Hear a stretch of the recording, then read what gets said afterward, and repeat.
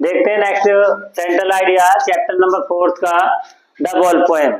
Chapter का नाम है the ball poem. Ball poem की हिंदी होती है गेंद की कविता।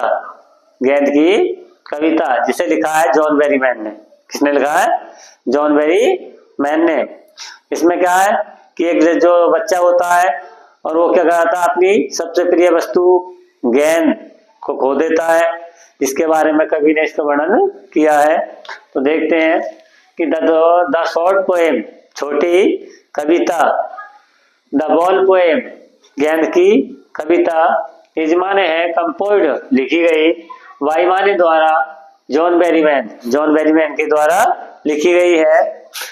आगे कि in this poem, in this poem, इस कविता में the poet describes, the poet माने कवि, डेस्क्राइब माने वर्णन करता है, सैडनेस, दुख का या उदासी का, of a young boy, of a young boy, एक युवा लड़के की। वह एक छोटे लड़के या युवा लड़के की उदासी का वर्णन करता है। Who has lost his favourite ball, who माने जो, जिसने, लॉस्ट माने खो दिया है, हिज फेवरेट बॉल, अपनी प्रिय बॉल को, अपनी प्रिय गेंद को। आगे ही कैन इजीली, अब कभी कहता है कि ही कैन इजीली, कि ही माने वह, कैन सकता है, इजीली माने आसानी से, वाई माने खरीद, अनदर बॉल, दूसरी गेंद, वह दूसरी गेंद भी खरीद सकता है। बट देन मनी, पैसा भी पैसे के द्वारा न्यू बॉल, नई गेंद खरीद सकता है। बट परंतु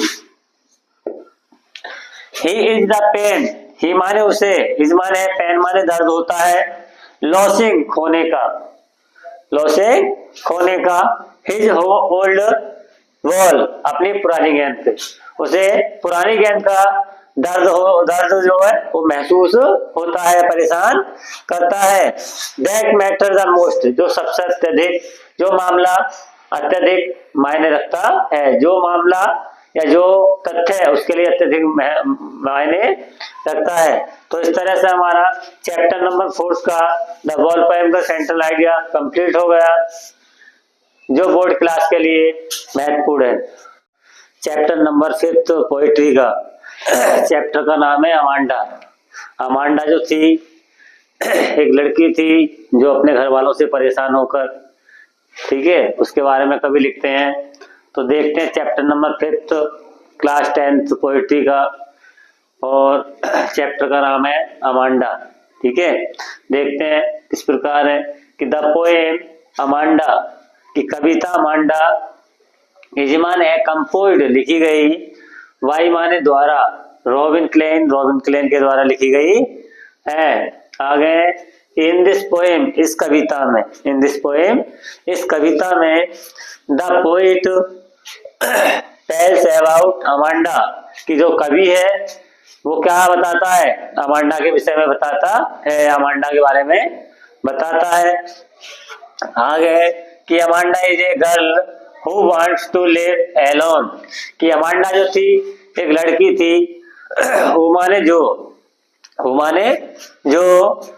वांट्स माने चाहती थी, लिव माने रहना, एलोन माने अकेला, जो कि अपना जीवन अकेले व्यतीत करना चाहती थी या वह अकेला रहना चाहती थी। आगे कि हर parents stop to do wrong work, कि हर पेरेंट्स उसके माता पिता स्टॉप रोकते थे, टू डू करने से, रॉन्ग वर्क गलत कार्य, कि उसके माता पिता जो थे किसके, अमांडा के, उसे गलत कार्य करने से रोकते थे। She is facing this problem, she माने वह, शी माने वह, इज माने है, फेसिंग माने सामना कर रही, दिस प्रॉब्लम, इस समस्या की, इस समस्या का। जो अमांडा लड़की है वो अपने माता पिता के द्वारा गलत कार्यों पर रोक लगाने पर क्या कर रही थी, उन परेशानियों का सामना कर रही थी।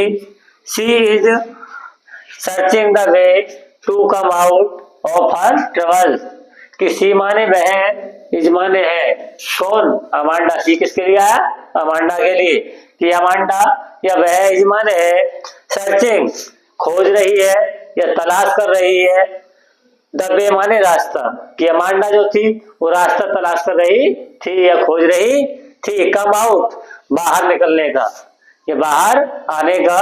हर ट्रबल्स, अपनी परेशानियों से। जो अमांडा जो थी वो अपनी परेशानियों से बाहर निकलने का रास्ता खोज रही थी या तलाश रही थी।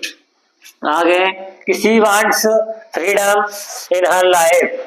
शी वांट्स, शी माने वह या अमांडा, वांट्स माने चाहती है, फ्रीडम माने आजादी, फ्रीडम माने आजादी, इन हर लाइफ अपने जीवन में, कि अपने जीवन के प्रत्येक पल में या प्रत्येक क्षण में अमांडा क्या चाहती है, अपनी स्वतंत्रता या आजादी। तो इस तरह से हमारा चैप्टर नंबर 5 का अमांडा का सेंट्रल आइडिया कंप्लीट हो गया।